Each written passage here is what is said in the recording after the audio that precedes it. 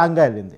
ఎందుకంటే ఇప్పుడు జనసేన నాయకుడు పవన్ కళ్యాణ్ గారు ఎంత ఇమేజ్ ఉన్న పెద్ద నాయకుడు, ఆ విషయంలో ఎవరికి భిన్నాభిప్రాయం లేదు. అదే క్రమంలో అక్కడ లోకల్గా ఉన్న వర్మ గారిని తక్కువ అంచనా వేయటం అనేది తప్పు. ఎందుకంటే 2014లో ఇండిపెండెంట్గా గెలిచినటువంటి క్యాండిడేటు, 2019 ఎన్నికల్లో 68,000 ఓట్లు వచ్చిన క్యాండిడేటు. నిజానికి అక్కడ జనసేన ఆ రోజు కనుక పోటీలు లేకపోతే అంత వైసీపీ వేవ్లో కూడా వర్మ గెలిచే అంత పరిస్థితి క్రియేట్ చేసుకున్న వ్యక్తి. ఇప్పుడు వాస్తవానికి పొత్తు అనేది లేకపోతే టీడీపీ తరఫున వర్మే క్యాండిడేటు. కాకపోతే పొత్తు ధర్మం కోసం త్యాగం చేయాలి, తప్పదు చేశారు. చేసే క్రమంలో అతనికి ఏదో హామీలు ఇచ్చిన విషయం రాష్ట్రం మొత్తం చూసింది. తర్వాత ఆటోమేటిక్గా నాగబాబు గారికి ఎమ్మెల్సీ వచ్చింది, కానీ వర్మ గారికి ఏమీ రాలేదు అనుకున్న తర్వాత అది ఖచ్చితంగా సానుభూతిగా మారే అవకాశం ఉంది. ఎందుకంటే ఫస్ట్ అటెంప్ట్లోనే ఎమ్మెల్సీ ఇస్తామని హామీ ఇచ్చినట్టు అప్పుడు ప్రచారం జరిగింది. మరి ఏమి ఇచ్చారు, లోపల ఏం జరిగింది మనకు తెలియదు, కానీ ప్రచారం జరిగిన మాట ఫస్ట్ అటెంప్ట్లోనే ఎమ్మెల్సీ చేస్తామనేది.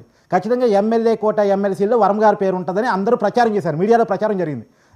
ఆయన కూడా ఉంటుందని ఆశించిన తర్వాత ఆ పేరు లేనప్పుడు కొంత హర్టింగ్ జరిగింది. అదే క్రమంలో అక్కడ ఇన్ఛార్జిగా పనిచేసిన నాగబాబు గారికి ఏమో ఎమ్మెల్సీ వచ్చింది, ఇతనికి ఏం రాలేదు. వాళ్ళ కడుపు నిండింది, ఈయన కడుపు నిండలేదు.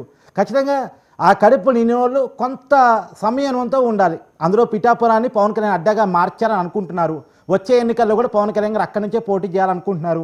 అది కూడా కూటమిగా జనసేనకి ఆ స్థానం కేటాయించాల్సింది. స్వయంగా పవన్ కళ్యాణ్ గారే పోటీ చేస్తున్నారు, తప్పదు. కాబట్టి ఆ టైంలో కొంత సమన్వయంగా అక్కడ లోకల్లో ఉన్నటువంటి ఇతర పార్టీ లీడర్ని కలుపుకొని వెళ్ళాల్సిన బాధ్యత అక్కడ పవన్ కళ్యాణ్ది, జనసేనది.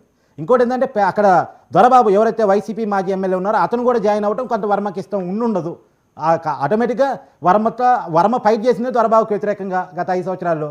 అలాంటి దొరబాబు జనసేనలోకి వచ్చినప్పుడు ఇంకొంత హట్టింగ్, ఆ గ్యాపులు పెరిగినప్పుడు తగ్గించుకోవాల్సిన వాళ్ళు ఇంకా పెంచుకునే ప్రయత్నం చేయడం అనేటువంటి కరెక్ట్ కాదు అనేటువంటి నా ఉద్దేశం.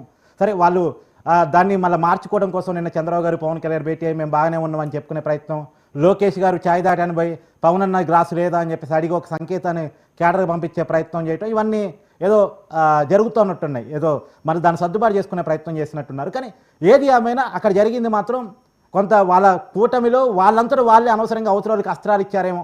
ఇలా అస్త్రాలు ఇవ్వడం వల్ల ఎవరికి ఉపయోగం? ఉమ్మడి శత్రువుకి ఉపయోగం. నేను ఎగ్జాంపుల్, నాగబాబు గారు మరో ముద్రగడ మరో హర్రామ జోగిగా కాకుండా జాగ్రత్త పడితే చాలా మంచిది. ఎందుకంటే అప్పుడు హర్రామ జోగిగా ముద్రగడ పద్మనాభం పవన్ కళ్యాణ్కి సపోర్ట్గా ఉన్నట్టే ఉన్నారు, పవన్ కళ్యాణ్కి యాంటీగా లేరు.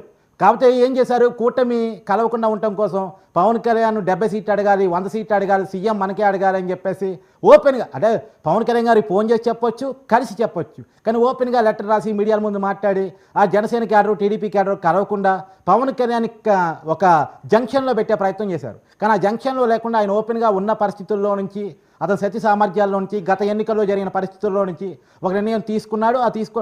నాకు గుర్తు, పవన్ కళ్యాణ్ సభలో సీఎం సీఎం సీఎం అని అరుస్తుంటే, మీరు నాకు ఓట్లేరు, నన్నే ఓడిస్తారు, నన్ను సీఎం అని మీరు అరుస్తారా, ముందు ఓట్లేసి నన్ను అసెంబ్లీకి పంపని, తర్వాత సీఎం చేద్దురుగానని చెప్పేసి వాళ్ళ క్యాడర్కి సంకేతాలు పంపించాడు. కాబట్టి ఆ పరిస్థితులు మన జనసేన గుర్తుంచుకోవాలి ఏదైనా మాట్లాడేటప్పుడు.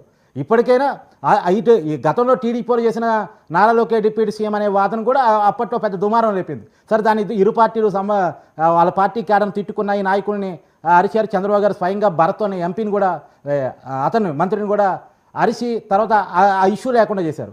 ఆ ఇష్యూ తర్వాత మళ్ళీ ఈ ఇష్యూ వచ్చింది. ఏదేమైనా కూటమి కలిసి అధికారంలోకి వచ్చి దాదాపు 10 నెలలు మాత్రమే అవుతుంది. ఈ 10 నెలల కాలంలో అనవసరమైన గ్యాపులకి, క్యాడర్లో వివాదాలకి తావిస్తున్నారేమో, వాళ్ళు క్రాస్ చెక్ చేసుకుంటే చాలా మంచిది. వాళ్ళు నిజంగా ఇలాంటి వివాదాలు పోతే అవతల ఉమ్మడి శత్రువుకి అస్త్రాలు ఇచ్చిన వాళ్ళు అవుతారు. దీన్ని ఇంకా సరిగా వాళ్ళు వాడుకోలేదేమో, వైసీపీ వాళ్ళు సరిగా వాడుకోవచ్చు మొత్తానికి. సరే, ఏది ఏమైనా ఇది దానికి సంబంధించి. Right okay. గాయత్రి గారు నెట్ ఇష్యూస్ ఓకే, మాట్లాడండి. అదే నేను యాక్చువల్లీ ఇందాక వినిపిస్తున్నాను, ఇప్పుడు నార్మల్గా ఉందిగా వీడియో. మాట్లాడండి, వాయిస్ వస్తుంది, మాట్లాడండి. అదే ఇప్పుడు కీర్తన గారు మాట్లాడిన ఇందాక కూడా నేను మీకు చెప్తున్నాను, మధ్యలో బ్రేక్ అయింది. అలయన్స్ ముందు కూడా మేము 100% వైసీపీ అనే ప్రభుత్వం మాత్రం ఇంకా ఈ రాష్ట్రంలో కొనసాగదు, ఓడిపోయిద్ది అని కాన్ఫిడెంట్ గా చెప్పాం సార్. పిఠాపురం సభని ఏ రకంగా చూడాలండి? ఓకే, పిఠాపురం సభని ఏ రకంగా చూడాలి గాయత్రి? సార్, పిఠాపురం సభలో మీరు అన్నట్టు ఇందాక ఇప్పుడు సార్ కూడా చెప్పారు, ఇప్పుడు అంటే పొలిటికల్ అనలిస్ట్ గారు కూడా చెప్పినట్టు 100% టీడీపీ క్యాడర్ లో కొంచెం డిస్టర్బెన్స్ వచ్చింది, రాలేదని నేను చెప్తే నేను అబద్ధం చెప్పినట్టు. 100% డిస్టర్బెన్స్ ఎక్కడైనా వచ్చింది. ఇప్పుడు ఇందాక కీర్తన కూడా చెప్పింది, తన సైడ్ కూడా కన్సర్న్స్ ఉన్నాయి. ఏంటంటే కన్సర్న్స్ ఏమవుతుందంటే, కొంతమంది మధ్యలో వాళ్ళ చేతిలోకి తీసుకొని స్టాండ్ తీసుకొని మా వాళ్ళే పవన్ కళ్యాణ్ ఎమ్మెల్యే అయ్యాడని చెప్పి అన్ని మాట్లాడే వాళ్ళు కూడా కొంతమంది మా సైడ్ కూడా ఉన్నారు.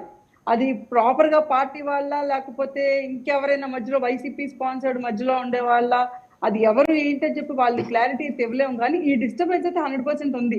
అండ్ సార్ ఇది అన్యాచురల్ అయితే కాదు, ఎందుకంటే ఇద్దరు మనుషులు పెళ్లి చేసుకుంటేనే you can't expect them to be 100% loyal to each other for ever. అంటే స్టార్టింగ్ నుంచి అన్ని ఒకరినొకరు అర్థం చేసుకొని కలిసి అడుగులు అడుగేసుకొని నడుస్తారని అనుకో, ఎందుకంటే రెండు గాయత్రి గారే ఒప్పుకోట్లా, గాయత్రి గారు ఒప్పుకున్నారన్నారు, గాయత్రి గారే ఒప్పుకోట్లా. మాట్లాడమ్మా, గాయత్రి గారితో మాట్లాడాలి, కీర్తన గారితో మాట్లాడాలి, కీర్తన గారే ఒప్పుకోట్లా. పవన్ కళ్యాణ్ గారు వల్లే గెలిచిందని మేజర్ ఫ్యాక్టర్. చిన్నపిల్లడి ఒక్క నిమిషం ఉండండి, ఆవిడ నెట్ ఇష్యూ ఉన్నది కదా, లీడ్ అందిద్దాం. నెట్ ఇష్యూ ఉంది ప్లీజ్ అండి, రెడ్డి గారు నెట్ ఇష్యూ ఉందండి, 5 నిమిషాలకు మీరే మాట్లాడుకున్నారు కానీ. ఆమె ఆడిబుల్ వర్మ గారు? ఓకే క్యారియన్. అదే ఇప్పుడు అంటే డిస్టర్బ్ అవ్వకుండా 100% డిస్టర్బ్ అవుతాం సార్, ఎందుకంటే ఇప్పుడు ఈ మాటలు మేము మాట్లాడకూడదు, వాళ్ళ మాటలు వాళ్ళు కూడా మాట్లాడకూడదు అనుకుంటాం కానీ, but there is another thing ఏంటంటే నాకు అర్థమైంది ఏంటంటే ఇప్పుడు పవన్ కళ్యాణ్ గారు కానీ లేకపోతే రాఘబాబు గారు కానీ వాళ్ళ పార్టీ శ్రేణులకి వాళ్ళ పార్టీ మీటింగ్ పెట్టినప్పుడు వారిని ఉత్తేజపరచడానికి వాళ్ళు కూడా ఈ సోషల్ మీడియాలో కానీ లేకపోతే వైసీపీ నేతలు ఎవరైనా ఎద్దేవా చేస్తున్నా సరే ఇవన్నీ ఫేస్ చేస్తున్నారు కాబట్టి